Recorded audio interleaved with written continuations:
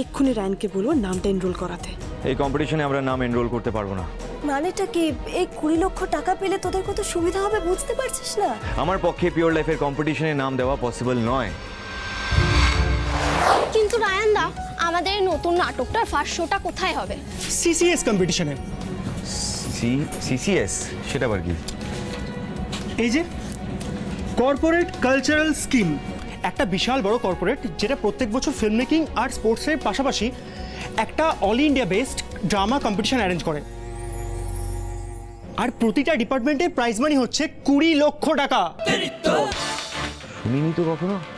হয়তো কোনোভাবে মিস করে গেছো। গ্রেট, 20 লক্ষ টাকা দিদি। এই কম্পিটিশন যদি আমরা জিততে পারি তাহলে নিজেদের জন্য একটা বড় রিহার্সাল রুম নিতে পারবো, বড় বাজেটের প্রোডাকশন নামাতে পারবো, নিজেদের সেট নিজেরাই ডিজাইন করতে পারবো অ্যান্ড ডিফারেন্ট স্টেটসে গিয়ে শোজও করতে পারবো। এই স্পন্সর কে করছে রে? Pure life industries. আপনি সিইওর চেয়ারে আছেন, কেমন লাগছে আপনার? অবশ্যই ভালো লাগছে। আজকের দিনে কাদের কথা সব থেকে বেশি মনে পড়ছে? আমার সবচাইতে প্রিয় বন্ধু এবং আমার হাজব্যান্ড রায়ন বসু।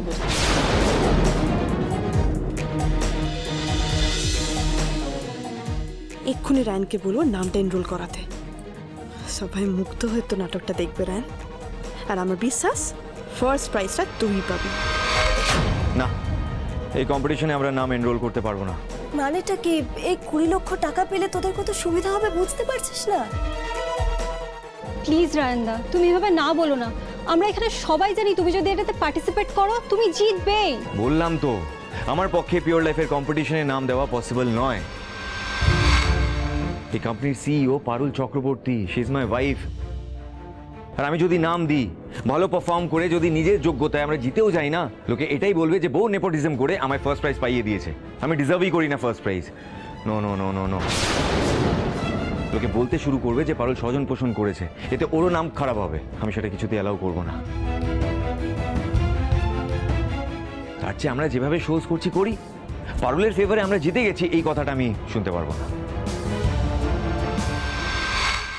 এটা কোনো কথা হলো রায়ান? পারুলকে তুই চিনিস না?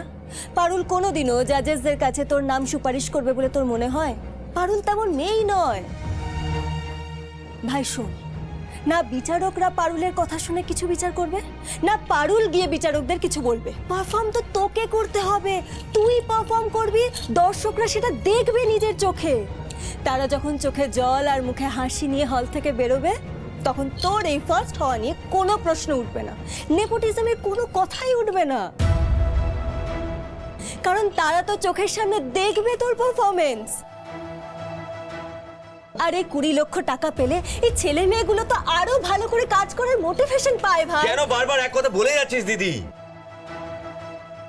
মানুষ কিভাবে রিয়্যাক্ট করে তুই জানিস না? আমি যতই ভালো পারফর্ম করি না কেন, ওরা ঠিক খুঁজে খুঁজে খুঁত বের করবে। আমি খারাপ অভিনয় করেছি, জঘন্য অভিনয় করেছি, এই সমালোচনা আমি মেনে নেব, কিন্তু পারুলের নেপোটিজমের অভিযোগ আমি এটা শুনতে পারবো না। আমি এই দাগ পারুলের গায়ে লাগতে দেব না। এমন কম্পিটিশনের সুযোগ না আরও আসবে, আরও অনেক সুযোগ আসবে, তখন দেখা যাবে। কিন্তু এই পিওর লাইফের স্পন্সার্ড কম্পিটিশনে আমি নাম এনরোল করতে পারবো না। That's final. এটা নিয়ে আমি আর কোনো ফার্দার ডিসকাশন চাই না। ওকে? এই কম্পিটিশন ছাড়া যদি কেউ আমার নাটকে অভিনয় করতে চাও, আমি নতুন নাটক লিখেছি, কাল সন্ধ্যে 7টায় এখানে রিহার্সাল হবে। ইফ ইন্টারেস্টেড চলে এসো। Good night. ভাই ভাই শোন।